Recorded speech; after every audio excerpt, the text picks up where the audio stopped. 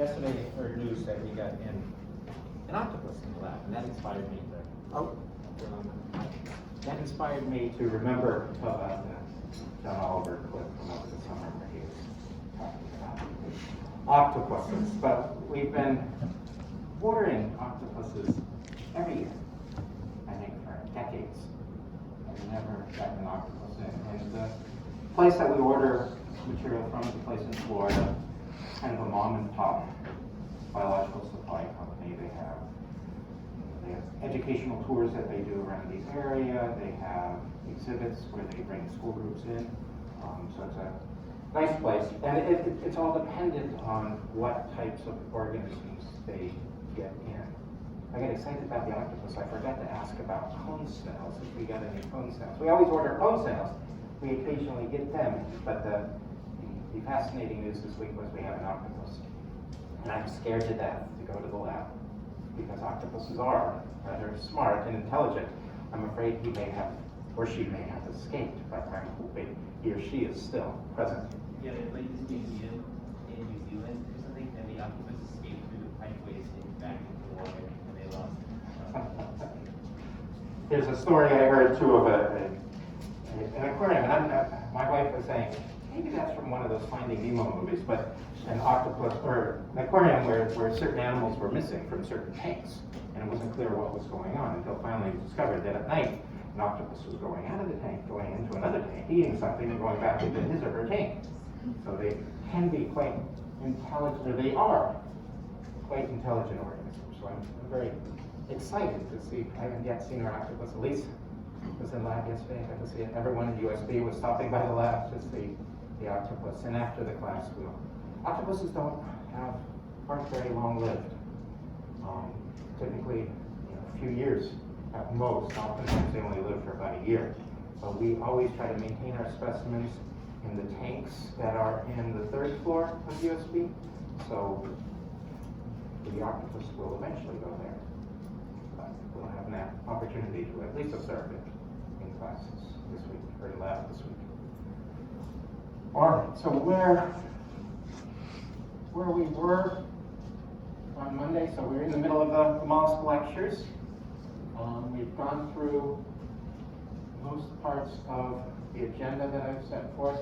The rest is going through the groups, and we're going to spend a little bit of time with the minor groups and more time with the larger groups, the gastropods, the bivalves, and sometimes with the cephalopods, although they're about the same size as scaphalopods and polyprophophorans in terms of their species richness.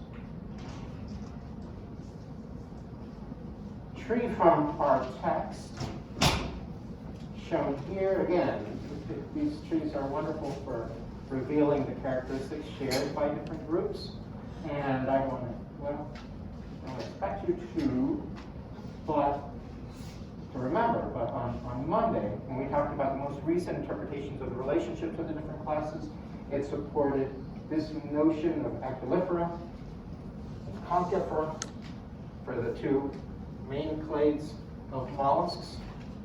Although this came out relatively recently, this has been the dominant hypothesis. So this is the phylogeny our book supports. Earlier editions also showed the same set of relationships. So this tends to at least pan out with recent molecular phylogenetic investigations, where the conchiferans share common aspects of their shell, which is distinct from the plates found in the polyprophophorans. And of course, the apopopherans only have these sclerites, these spicules that are associated with them. Those are the only hard parts aside from the rag.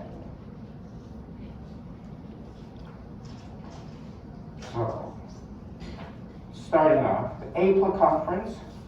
Again, this isn't a formal class. It is a superclass, or just a category above the layer, the level of the class, the true classes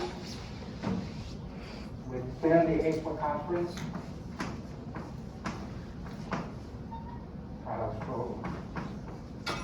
Ada is one main group. So rhinogasters is the other. These differ in terms of numbers of species. Solenogasters, much more species rich. About 230 species. Cuttlefish, only about 141.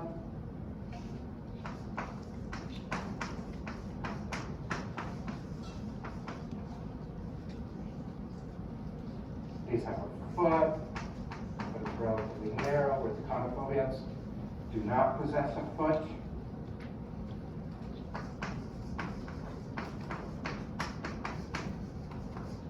These are deposit feeders. Well, these are carnivorous. They feed on coral polyps predominantly, as well as polychaetes. So that you can see they're different. They have different biologies, and that's why they're recognized as distinct classes, although they share a macrophoran body type, lack of shells, worm-like animal. In terms of aspects of reproduction, these are dioecious and tend to be, well, these are monoecious. These engage in external fertilization, while these is internal.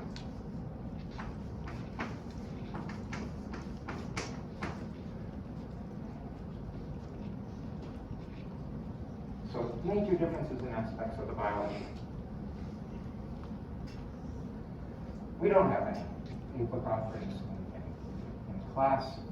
They're often unusual organisms to come across, but they are a very distinct and interesting group of mollusks in terms of the features that they don't have that other mollusks do possess. In terms of general features of mollusks, the mantle cavity with a gill is kind of a common feature that many groups have. Some species of apocophorans have gills, while a variety of others do not, so it tends to vary within this group.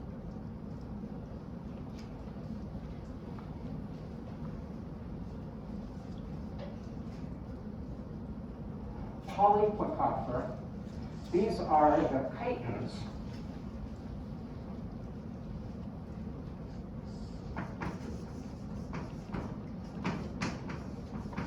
And again, name referring to many plate bearing is that they typically have 8 plates that are secreted by the mantle, and they're embedded within the tissue on the dorsal part of the animal.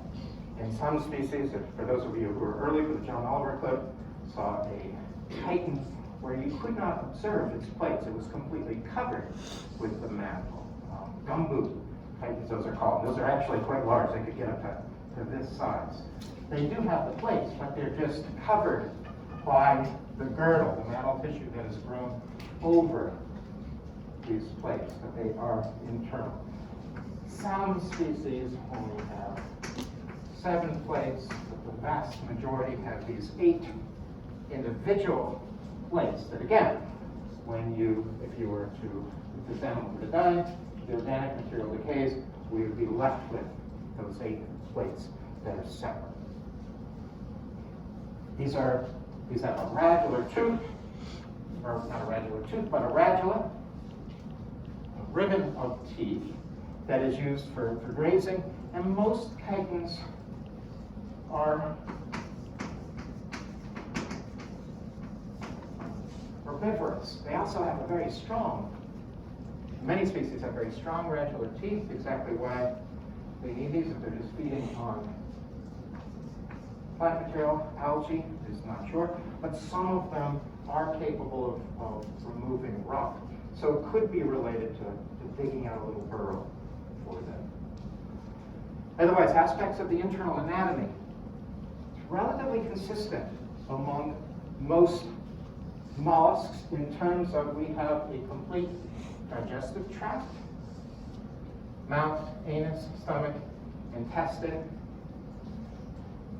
Mollusks also have pairs of gills. They have a circumesophageal, I should write that down, it's a big word.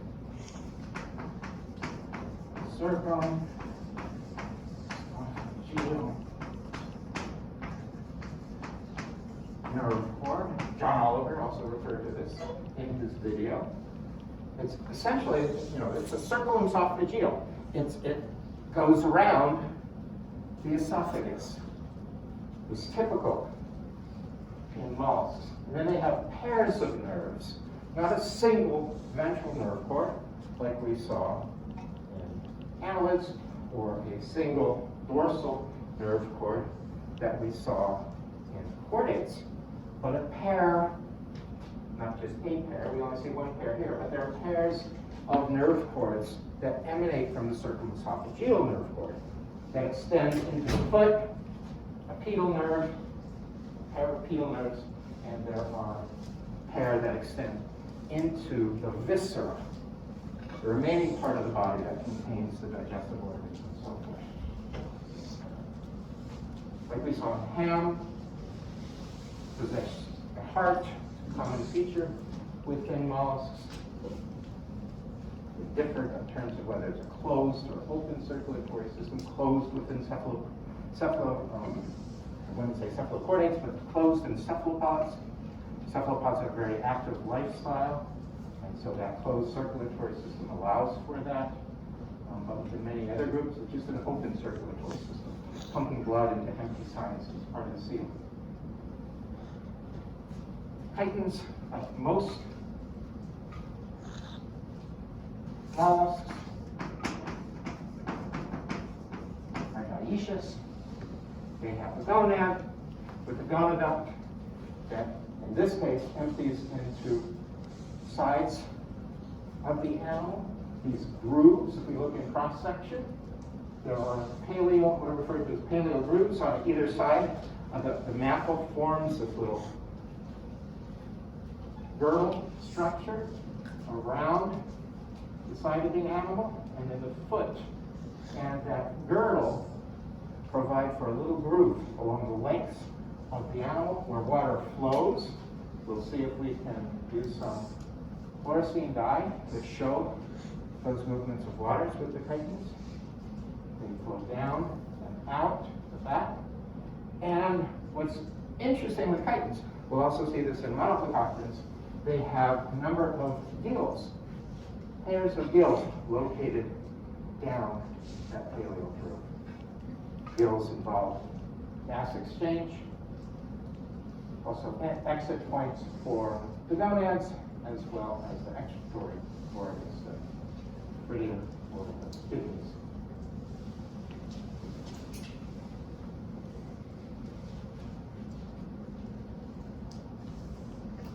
And I did not say, but I think our book reports somewhere around 750 species.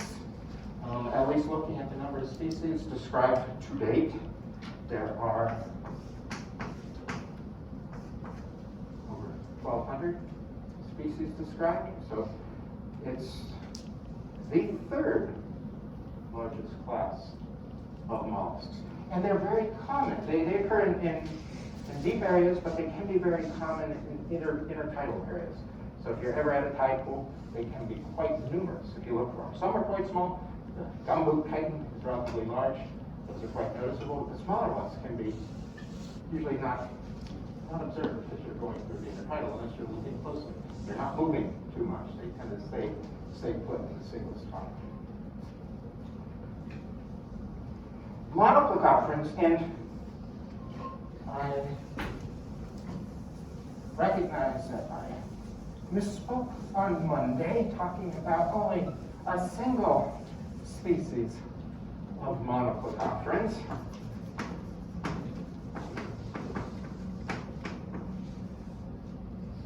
Monoplecoctons, single shell or single plate bearing for the single shell that they possess. kind of a misnomer because cephalopods also have a single shell, so do the gastropods. But it's a name that is applied to this group. They look like gastropod limpets. They are a group that has been, prior to the 1950s, only known from fossils. But in the 1950s, deep sea dredging. Dredging is dropping down a rather large, well, can be rather small, but a device that will sit on the bottom and has a net in behind it of a certain diameter gauge of openings to it, and that's dragged along the bottom. It goes into the surface of the sediment and brings material up in it, so you can bring that down for sometimes a dredge, maybe an hour, sometimes several hours. Bring that back up. You brought up a variety of different organisms, and then you sort through those.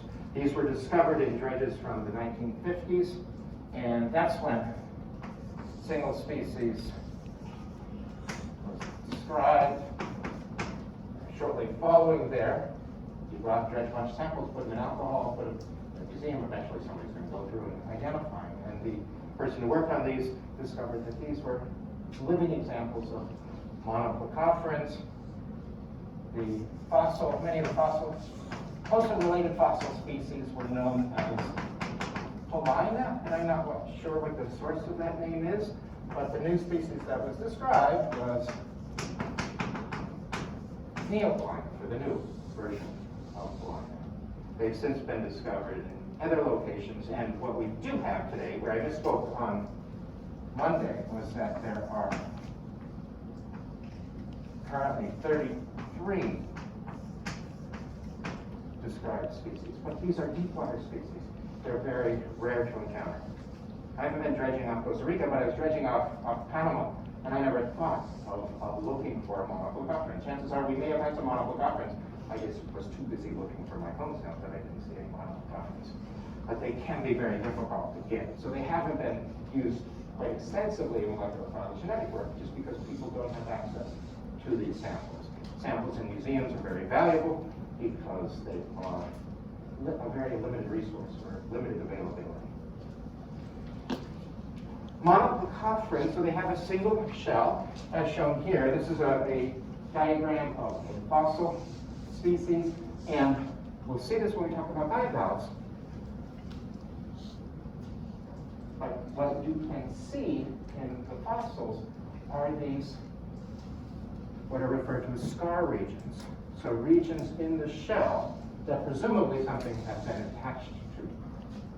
And what you can then find within the living animal, so this is a living representative, or representation of what a monoplecophoran would look like, a foot, a mouth, and then these paired gills, reminiscent of the chitons, with the paired gills along the sides, the paleo grooves of the animals. These gills occur along the side of the foot. It appears to be a shared characteristic with chitons.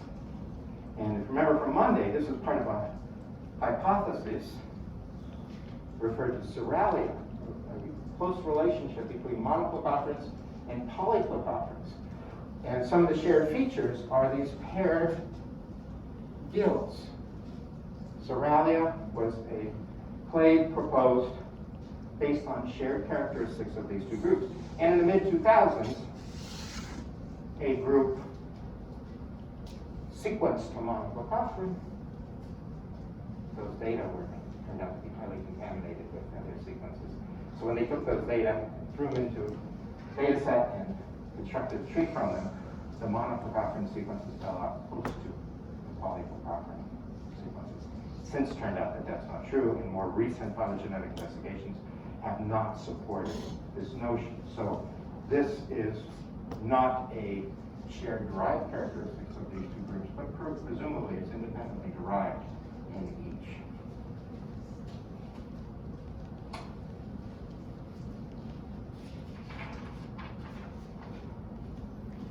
Monoplecophodans are dioecious.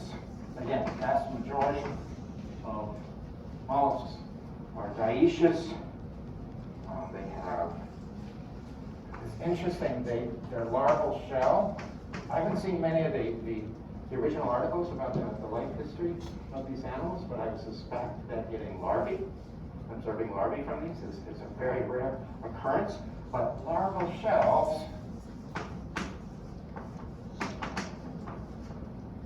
are coiled, which is intriguing. The only other coiled larval shells we find in gastropods. Originally, monocle happens were thought, the fossils were thought to represent gastropods.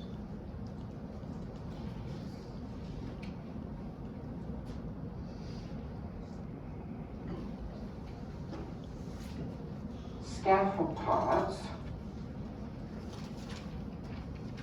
which scapho means shovel feet.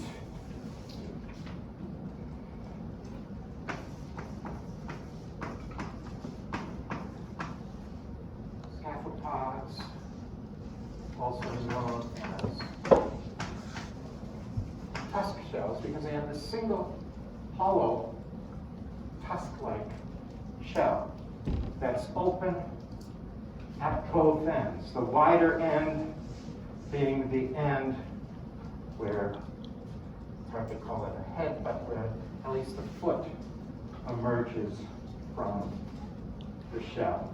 The mouth is located at the large end. The anterior end is the large end of the tusk. I did not say it, but all the groups, all mollusks are marine, except for bivalves, which are also freshwater, and gastropods, which are freshwater and terrestrial. So these, another marine group,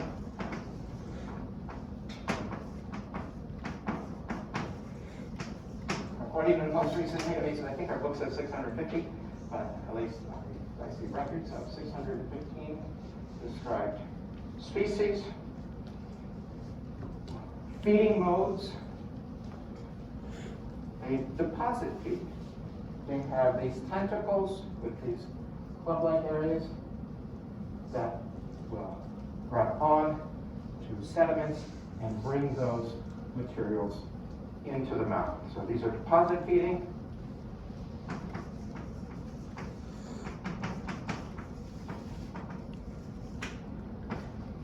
They have, like the groups we've seen already, they have no gills. Instead, respiration, gas exchange occurs along the surface of the mantle. They are dioecious. They have, of course, trophophore found in mollusks. They also have velager larval stages, as do gastropods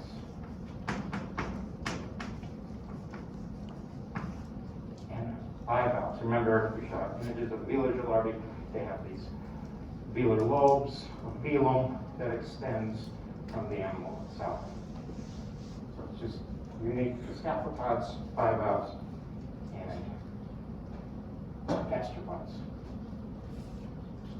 They occur in sediments. Many are deep water species. We always try to get some for the class, but I don't think we have any. I'll have to look if we got any. We got an octopus. I'll be excited about an octopus. There's some excitement I have about a scaphalopod, but not as much as an octopus. I don't remember if we have any live cephalopods that have come in. They can be abundant in some regions, and there are lots of groups. Groups in North America, groups in Europe, who have used these cephalopods, these tusk shells, for ornamentation. Some can be quite tiny. Sometimes when we get them, they're quite tiny. But some can be quite large. And there are various ornamentations that are developed from tusk shells.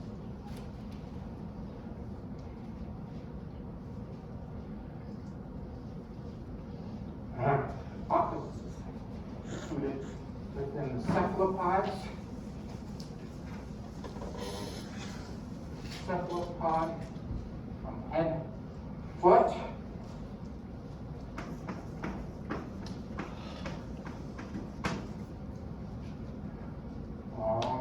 I think our books are somewhere around, these are all marine, of course, too. Yeah, only bivalves and gastropods are not. I think our book says 650 species, at least, as of a few days ago, the numbers of species described that I can find, 833. So there are more species described since our book reported on this.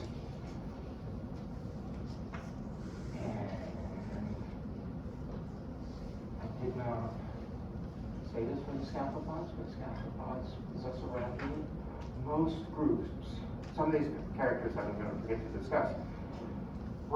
So they have a radula. We have very predominant radula featured in images that we showed on Monday when we were talking about radulae from mollusks.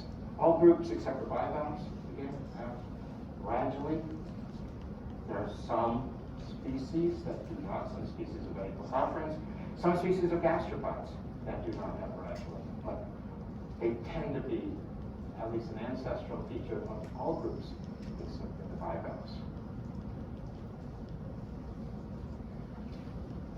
The shell tends to be either highly reduced, in some it's internal, in some the coleoids are one of the extant groups, the living groups, that includes squid and cuttlefish that are unique in terms of they've got 10 appendages. They're in the group. Decapod deformes, decapod, 10-legged, whereas octopods are in the octopod deformes group and have just 8 arms. These have an internal skeleton, these have an internal skeleton, they're highly reduced. Octopuses have no internal skeleton. Nautilus, member of the group Nautiloidea. There's 6 species of nautiloids that are extant. These do have an external shell. There are extinct groups, ammonoids and orthoceratoids, that existed during Paleozoic and into Mesozoic times. They all went extinct by the end, for these 2 groups, by the end of the Mesozoic. Nautiloids were very diverse during the Paleozoic and Mesozoic, thousands of species, but today they're only represented by 6 species.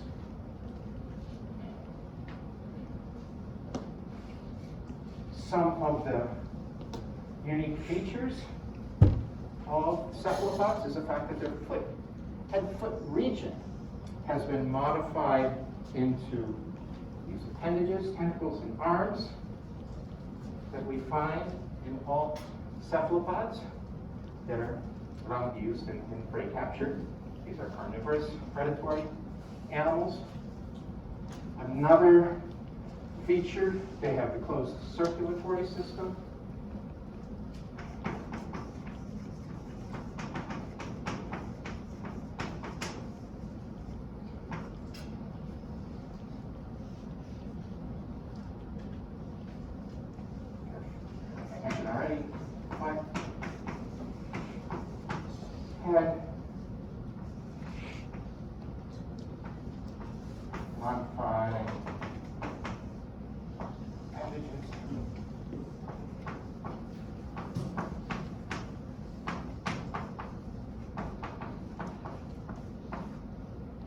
Tentacles, oftentimes there are suction cups present on the arms, exception are the nautiloids, not sure on the ammonoids and orthoceratoids.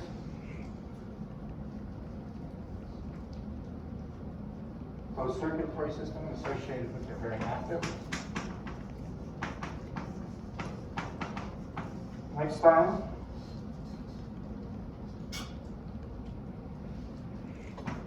Also, for those of you who saw the John Oliver bit at the beginning, they quite intelligent. They do have large brain.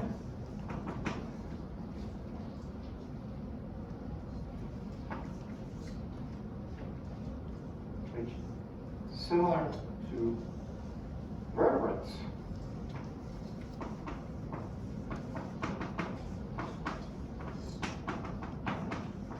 It's encased in a cartilaginous cranium. There also can be cartilaginous supports of the fins. Say certain groups that have them. So there's some, don't consider it as extensive as an endoskeleton as we see in vertebrates, but there is some cartilaginous protection of vital parts and support structures for others.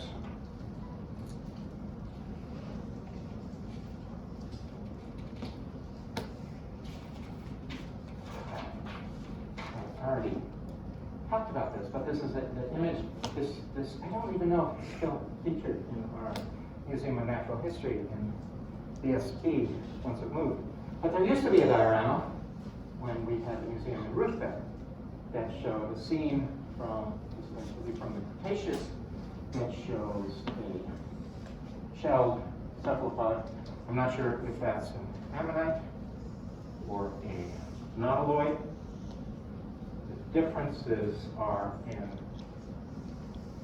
the septa that occur between the chambers of the shell. I didn't talk about that, we'll see that momentarily, but that's how you can tell apart ammonoids from the nautiloids. Is the nautiloid septa are really born into straight lines, whereas the ammonoid septa are highly complex. So oftentimes you can see fossils of these, and you can look and see those lines on them. If they're highly complex, it's an ammonoid. If it's not, it's a nautiloid. Some squids as well. Probably don't see these. These are not little trees growing here, but these are cephalopods that have a long, straight, orthoconic shell. So there's a variety of shell coiling that we see in at least the extinct cephalopods, some straight ones, and you can't see it here, but there's one that's kind of coiled but not connected, almost like a helix down here. So there's a lot of diversity in terms of their shell shape, and thousands, if not tens of thousands, of species described from fossil record. Oh, so I was talking about it. I should have referenced it already, but the shell of nautiloids, as well as ammonoids and orthoceratoids, is different from that of the shell of gastropods in terms of it's coiled like a gastropod shell. It's coiled in one plane, but the animal only lives in the most external chamber. And so you can imagine that the baby nautiloid, in this case, lived in this original chamber. It deposited a new chamber and extended out to that one. What's in that prior chamber, and what's in all of these prior chambers, are gases that are used to control buoyancy. There is a tissue-lined tube referred to as the siphuncle that's responsible for the secretion of gases into those chambers and changing the pressure for being able to change aspects of buoyancy. Any scuba divers who use a buoyancy control device, it's kind of a similar type of mechanism that they're using for going up or down. Otherwise, in terms of aspects of anatomy, nautiloids have a number of tentacles, from maybe 50, 60 or so up to 90 tentacles. They're suckerless tentacles, distinct from other cephalopods. They have a radula that they use, beak, gut is kind of U-shaped. So it merges into region, so it's kind of foolish to be looping around where your gills are. But that's the orientation here. And all the viscera is maintained within that final chamber. They are dioecious, again, like most mollusks are. Squid, not a nautiloid, it's a coleoid. Squid have arms, 8 arms, and 2 tentacles. The tentacles oftentimes are longer than the arms, used in capturing prey, and can extend out quite far from the animal, and they often are clubbed, and these club regions are the only regions of the tentacles that have suckers. Otherwise, the arms are suckered throughout. I'm not going to show the anatomy of an octopus, but the anatomy of an octopus is very similar, except for a few key features. It does not, octopuses have 8 arms, they do not have tentacles. Internal anatomy, relatively similar to what we see in the nautiloids. Some of the differences are that we have 3 hearts. One is a systemic heart, and a pair of branchial hearts that are pumping blood from the gills. Other differences, coleoids have an ink sac that connects in the intestine, can be expelled out the anus. Typically, ink contains lots of melanin, so dark pigments used for deterring predators. Other difference, we don't see an external shell in squid, but squid do have an internal shell, just a proteinaceous structure that is secreted, providing support to the animal, referred to as the pen of the squid. Otherwise, the anatomy is similar to that. That is circumesophageal nerve cord that extends around the esophagus, typical molluscan trait.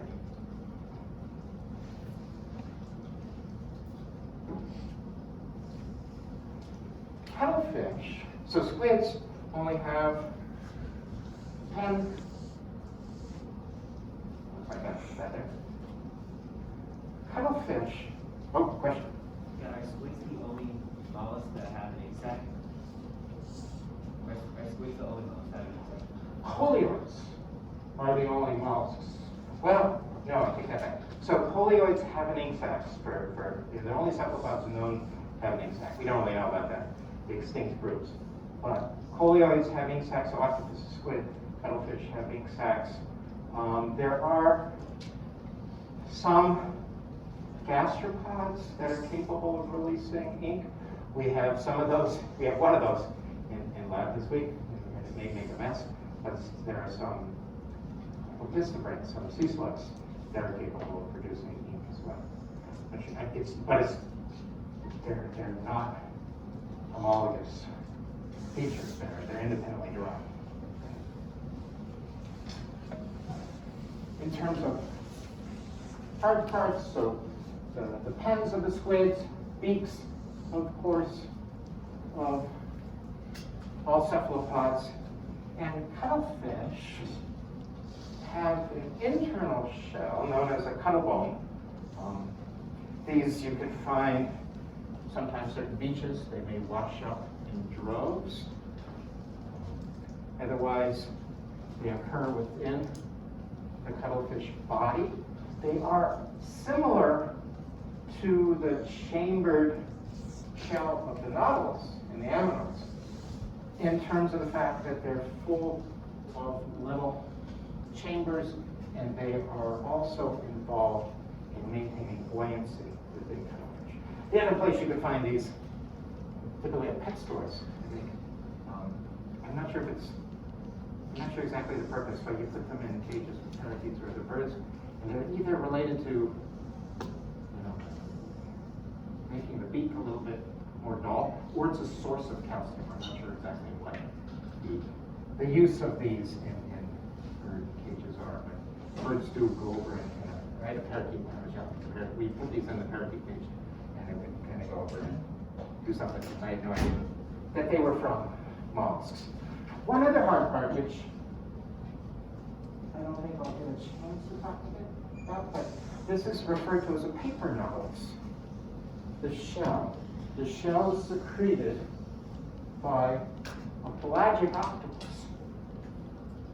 It's not an internal shell in that octopus, it's secreted by females. And females, some females will use it to hide in, but they'll eventually deposit their egg capsules. I hate that term, their capsules containing embryos, developing embryos, but they'll deposit their embryos within these. So it's a protective home for these. These will often wash ashore and so forth too, and they're very reminiscent in terms of that plano-spiral shape of a nautilus shell, but they are not a nautilus shell, they are not chambered, they are simply a place for depositing egg capsules. We talked about eyes. Eyes within coleoids are very well developed. Not always have eyes, but they're not as well developed, but these are very analogous to vertebrates. John Oliver talked about this already. Coleoids, some more so than others, have the ability to change aspects of their coloration as well as their body texture. The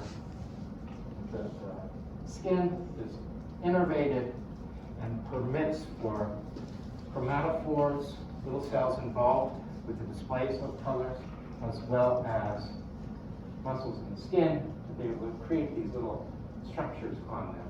That may be used in communication with other members of the species or to startle potential predators or potential prey.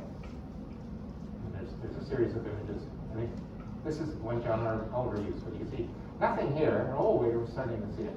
And that's when the octopus is obvious. Octopus here, so forth. Okay, here. I think we all see that. Chromatophores, chromatophore, color-bearing cells are essentially have a pigment cup in the middle with pigment granules. They can be different colors, and there's various muscles and nerves associated with them. And in the contracted state, as shown here or here, we just have a little pinprick of color.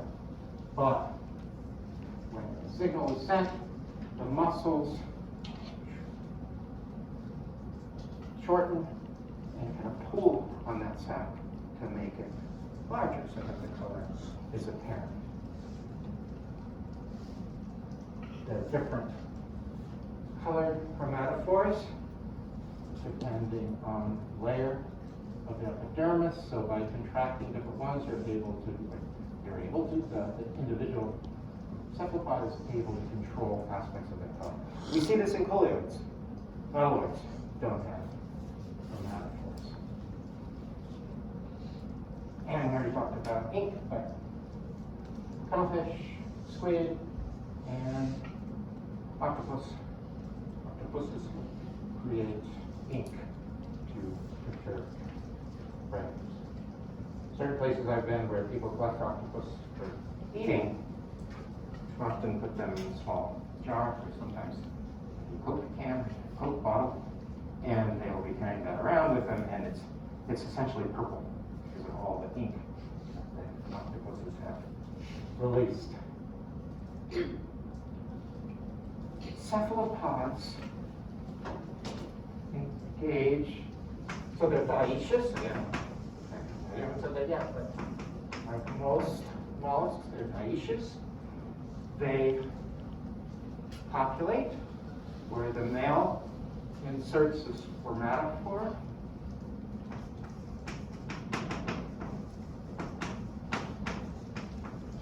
So a structure-bearing sperm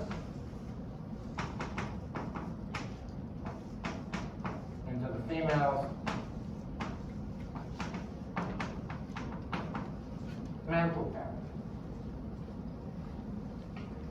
Nautiloids engage, and there can be a variety of different reproductive behaviors associated with mating. Here's a male reaching out the arm. There's typically a modified arm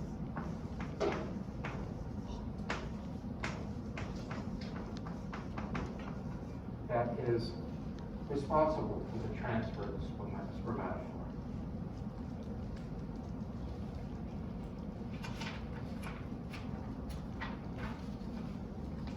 The most mollusks have trochophore larval stage. Cephalopods are direct developers. So they deposit egg capsules in a variety of different places. Some, this particular octopus here, is guarding its eggs, so there can be some maternal care. Sometimes there's others, just leave egg cases. So there's not. And then development takes place within the capsules, and the young cephalopods, coleoids, emerge. Even though they aren't really larvae, they're juvenile stages of octopus that have the same, they're just going to grow up into a larger representation of itself as a juvenile. They're referred to as paralarvae, young stages. Once looking for cones snorkeling, and it may have been 15 feet at the snorkel down to get to flip over a piece of coral, just dead coral rubble, to see if there's any cones hiding under there. Went down underneath there, instead of cones, there were some egg capsules, much like these. And if you're a good biologist, and you flip over a piece of coral, and this is deep, so you have to go down, flip it over, go back out, take a breath, go back down, look to see if you see anything. Oh, I see some egg capsules, that's pretty cool. Go back up, take another breath. Go back down again. Okay, now we're going to flip it back over. Go back up. I think it's when I went back up that time, I noticed little bits of ink coming out from the water around me. And so there were little squids that had emerged from those egg capsules and were swimming around there. I was even able to capture a few to bring back and take some photographs of later. But they looked very much like these. Different chromatophores are showing. So, and here is the Pelagic Octopus that uses this paper nautilus shell that it secretes, the female secretes, for depositing egg capsules into.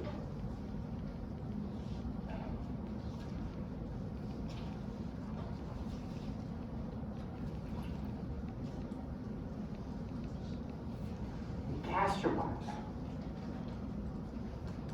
Gastropods are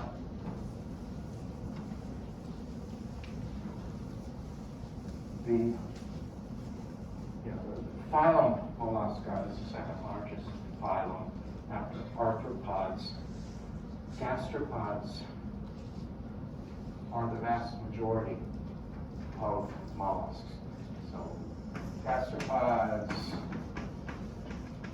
it's estimated that there are more than 100,000 species,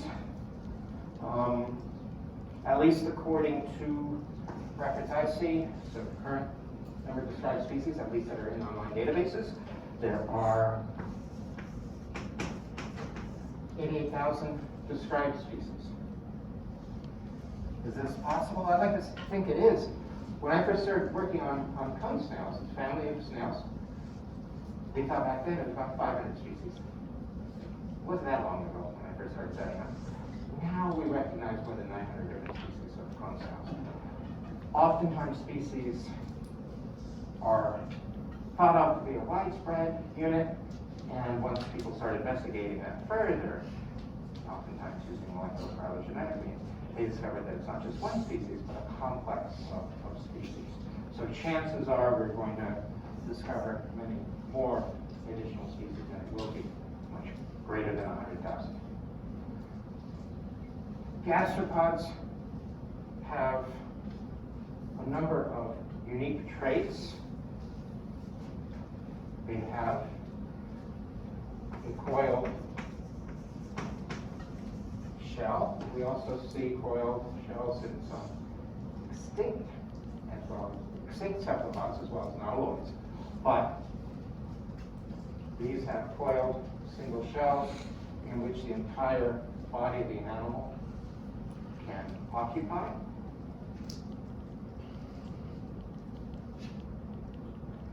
They show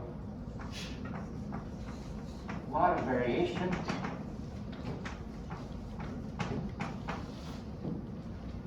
in morphology of the radula.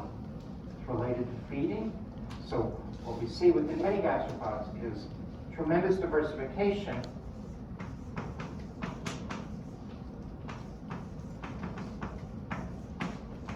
in ecology.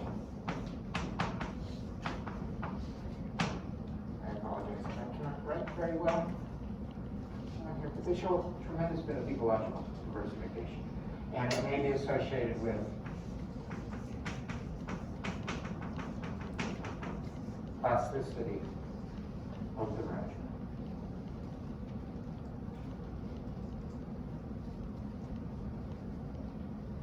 On Monday, again, this is not hypothetical ancestral mollusk, even though that's what it's referred to. It is a archetype by which we can think about the generalized anatomy of mollusks. But here is that hypothetical ancestral mollusk. Here is an image showing the anatomy of a gastropod. We're going to talk about the coiled shell.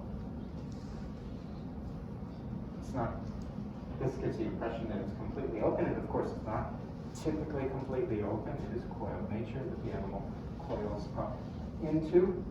But what's another feature that we can see? If we compare those two diagrams, except for the coiled shell, how else does the gastropod differ from the ham?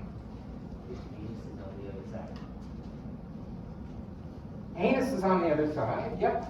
So anus posterior, like we saw in most groups so far, the polylocophorans, anus enters into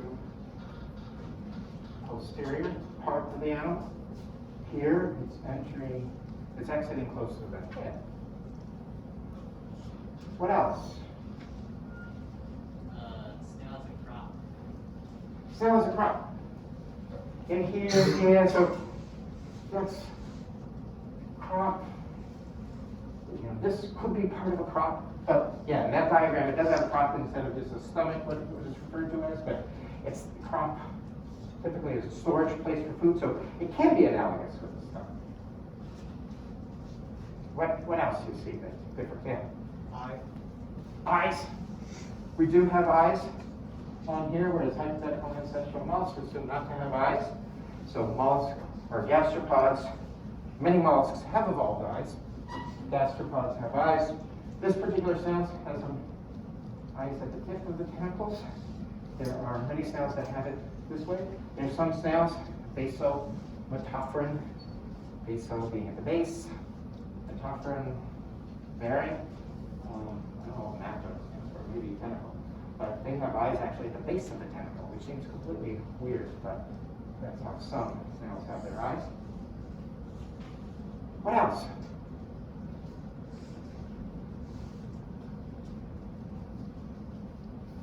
So it's related to the anus, so I appreciate that. We're not adding on, because there are all the other features that are not just the anus, but the features that are associated with this mantle cavity. The mantle cavity is posterior in ham, where the anus emerges, where excretory structures, where gonads essentially exit into, where there is typically a pair of gills. All of that has shifted to the front. We look at the nerve cords too. What we see is there's a pair of nerve cords here, and it's hard to tell. This is a one-dimensional diagram, it's hard to tell. Here we have the visceral nerve cords. Here, these cords are twisted upon themselves. So it's hard to tell from here, but they're physically twisted. they're crossing each other. How would we get from this guy to that guy? Rotate the body. Now we can do it. If we took this and rotated it around, we would have the mantle cavity in the front. So this is different than having a coiled shell. And some people think it could be related, but it's not necessarily related to the coiled aspects of the shell. The fact that gastropods, for the most part, there are exceptions, we'll see, they're torted. They have undergone torsion. And the reality is we can, we won't see it, but we could see it if we produced some snail embryos and observed them under a microscope. What we would find is that during early stages of development, when they're recognized, mantle cavity can be seen, it's in the posterior. So this is ontogenetic or developmental process. It happens in every individual snail during embryonic stages. And this torsion can occur relatively rapidly in a number of minutes or maybe over the course of a few hours. But ultimately what happens is the mantle cavity is drawn forward. Yeah? Is there any advantages to having a mantle cavity in the front and the anus and the in the front? Like, is there more protection because of the shell? Like, is there, like, what is the evolutionary advantage? This has been an argument for like 100 years, and there are different hypotheses. So why? That's a great question. Why should we have? Why is this? Did this evolve? Why is this advantageous? You know? I said because the shell can protect the smell, right? And that is one hypothesis. So and it's as an adult, that could be associated with being able to bring the head back in. But one of the original hypotheses from, I think, even the 1920s was that it wasn't necessarily important for the adult stages, but it was important for the larval stages. Because the larval stage that has a shell, the velager larval stage, would not have, the last thing that it could bring into the shell, because the mantle cavity is behind, would be the head. So it could be something to deter predation. By having the mantle cavity in front, you can be able to bring in the head first. So it is possibly related to an anti-predatory behavior. Why else might it be beneficial to have the mantle cavity in the front? To reduce predation? If they're moving forward, the gill in the front would allow better water flow. That's one of the other main hypotheses, is that you have not only the gill, but you also have the ostradium. Remember, the ostradium is a gill-like structure that's also present in the mantle cavity of many snails. You have sensory structures.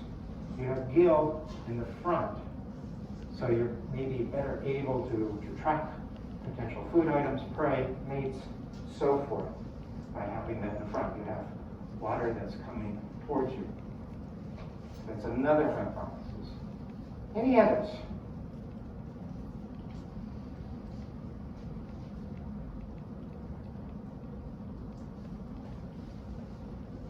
This has been debated for quite some time. One of the other hypotheses is that it's associated with the balance of the shell itself, and having that cavity in the front somehow provides better balance to the animal.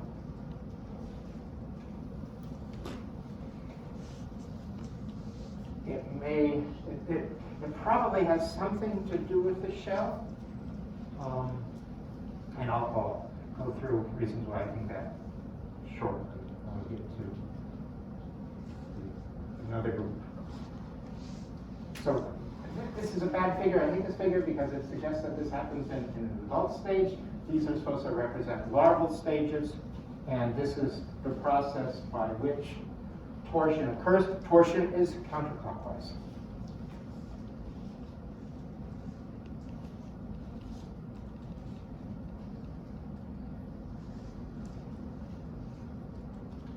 Parts moving towards the front. It's presumed that this is associated, this is driven by two main features. It may be larvae, muscles present in larvae that are bringing the mantle cavity forward, or what seems to be the predominant hypothesis now, just differential cell proliferation that leads to the mantle cavity rotating around towards the front.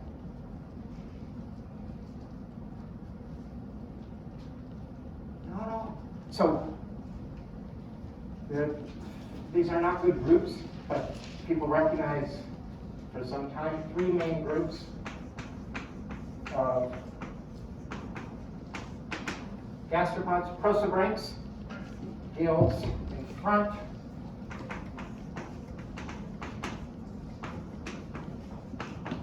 Posteriors, gills behind,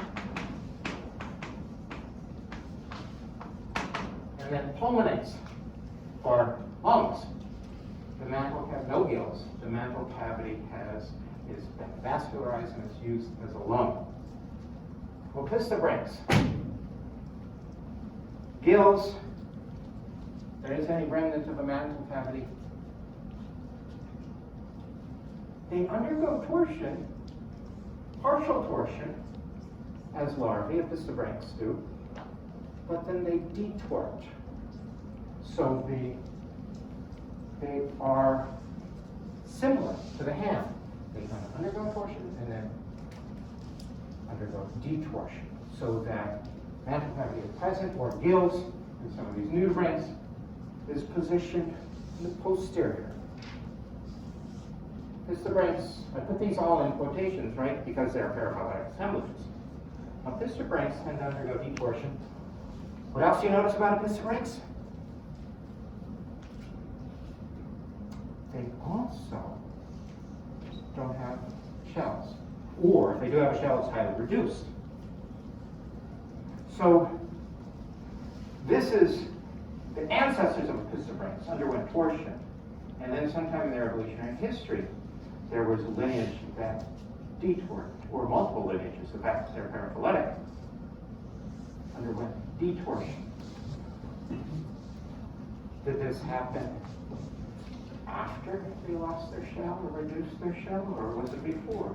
Is the presence of a shell a potential hindrance to having the mantle cavity in the reef? So that's where I think there may be some kind of structural aspects of the shell and torsion. I don't think it's predation, because these little beasts have shelled larvae. So it wouldn't, at least the protection wouldn't be there. And there's no protection from a shell as an adult. So I don't think there's a lot of support for the predation notion. It could be, it could, and maybe it works in some instances, but it seems to be more of a structural element of the shell and an adaptive benefit to being torted. So that's torsion. Torsion, an ontogenetic process that happens, bringing the mantle cavity to the anterior, behind the head of the shell. Yeah? Do land snails are land slugs undergo detorsion? They do not. So that's a good argument against that. They also don't have a gill any longer. What they do have is a mantle cavity that is vascularized, that functions as a lung. So there may be a difference between having gills versus having a lung. Most slugs are terrestrial. So there may be aspects of environment too associated with that. But good point. So coiling. So this is tricky because we got torsion, body kind of moving around. We also have the coiling aspect of the shell. These are independent phenomena, mostly. With regards to coiling, you know, if we can think about ham as having a little helmet for a shell, kind of limitations on body size. But if we can start to pull that shell away and begin to coil, we allow for a larger body shape. So the presumed evolution of the coiled body shape was that initially it was coiled in a dorsal ventral type plane. So this is a plano spiral, spiraling in one plane, like we see with the shells of the nautilus. There are living shells that have, these are known as planorids because they have a plano spiral shell. But there were limitations to that too, because then you'd have just a very large shell, and it would be presumably unstable to have. So there may have been, the coiling was oriented in a particular direction. So you actually have a spire, top part of the shell, the youngest part of the shell. This then would be highly unstable, and so we get then repositioning of the shell.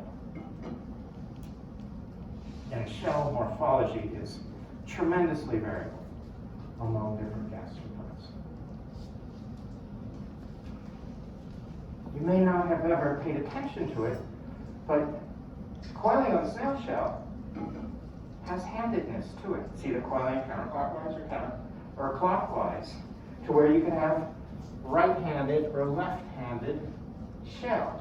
And in general, if you do have a shell and you pick it up and you put it so the spire is up and hold it in your hand, if the aperture, this is kind of hard because we'd have to look at it from the other way around, but if we look at these, so that is the aperture, the opening to the shells on the left, that is a left-handed shell. This is a right-handed shell. Most species are either left-handed or right-handed. There are some entire groups that are all left-handed or all right-handed. And like us, most snails are right-handed. Question? So where does the handedness come from? I think I saw either in the book or somewhere else that it has some sex-linked inheritance, or I don't know if that was... Yeah, that's what this paper, so this paper came out just a few years back, 2019. So they've actually identified a gene. It looks like it's a single gene that's responsible for the direction of coiling in the shells. And not only is it responsible for the direction of coiling, it's responsible for also the orientation of the body in terms of torsion. So that's why I said it's mostly not related.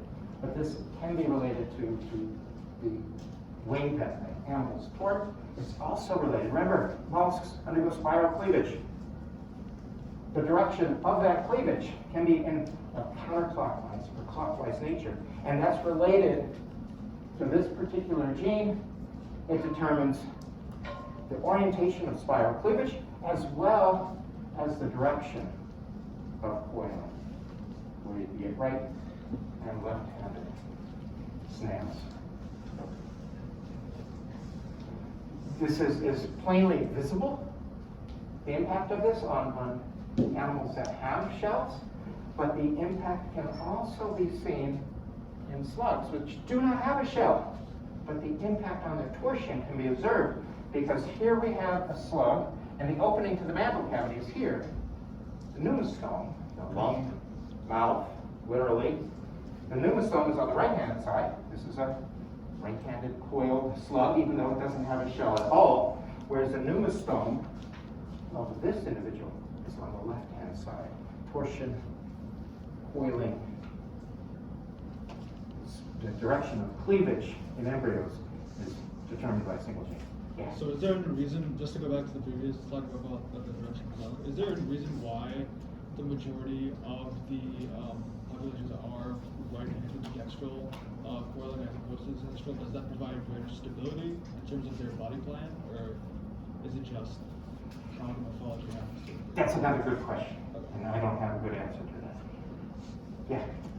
Is mating determined by like the way it's spun? So like, if you're a left-handed snail, can you mate with a right-handed snail? Typically, no. And so, and years ago, I think there was land snail that somebody discovered in England that was left-handed, whereas most of the other members of that population were right-handed.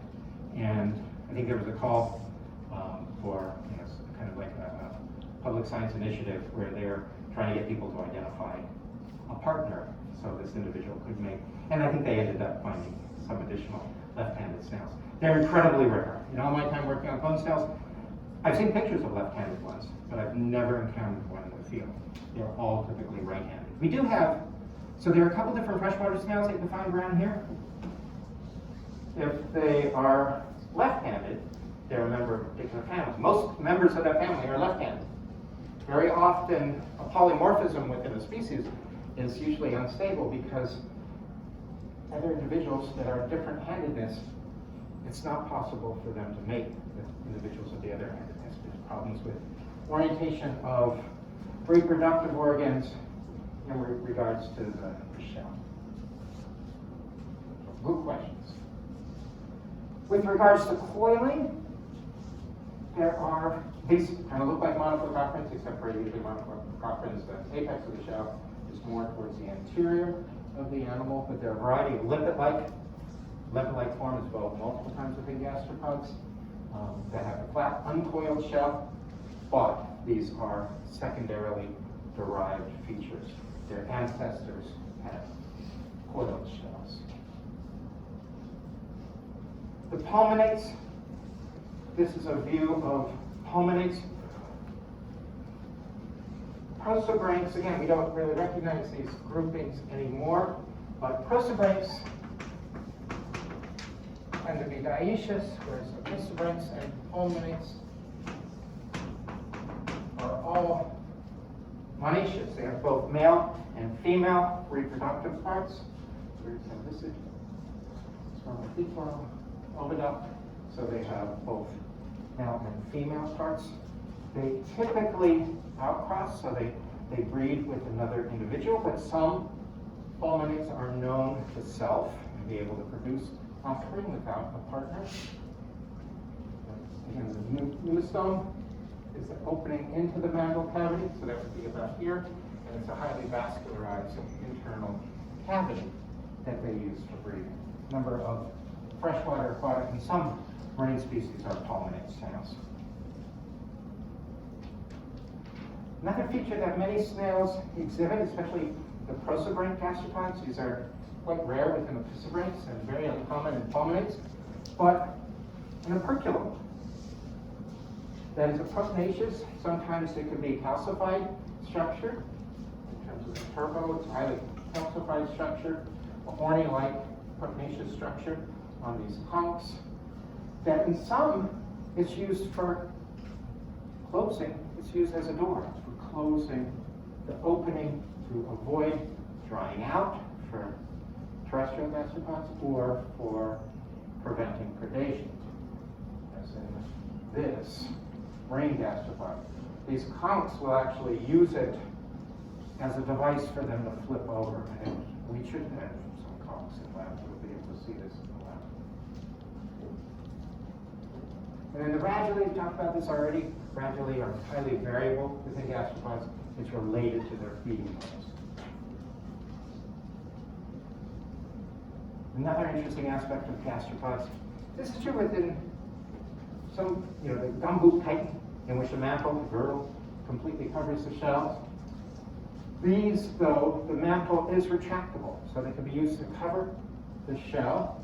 Here's a little gastropod here that occurs with octocorals. We can see the little octocoral polyps. And the mantle, coloration of the mantle and the structure of the mantle is used for crypsis, for avoiding detection.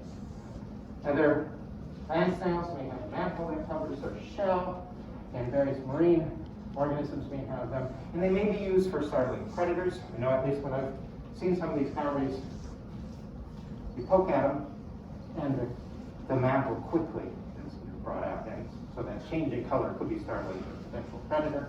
Others have sensory papillae associated. This is the foot, and this is the mantle.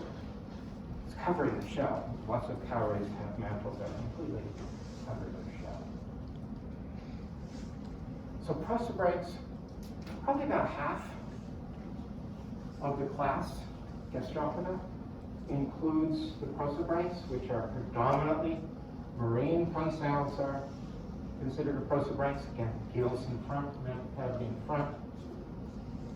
Pulmonates are those in which a mantle cavity vascularized. You can see that this see-through shell of this individual. They're mostly land snails, but there are a variety of terrestrial, or not terrestrial, but aquatic pulmonates that occur in freshwater, and some marine pulmonates. Pulmonates, again, they're monoecious, and they often have very intricate mating behaviors.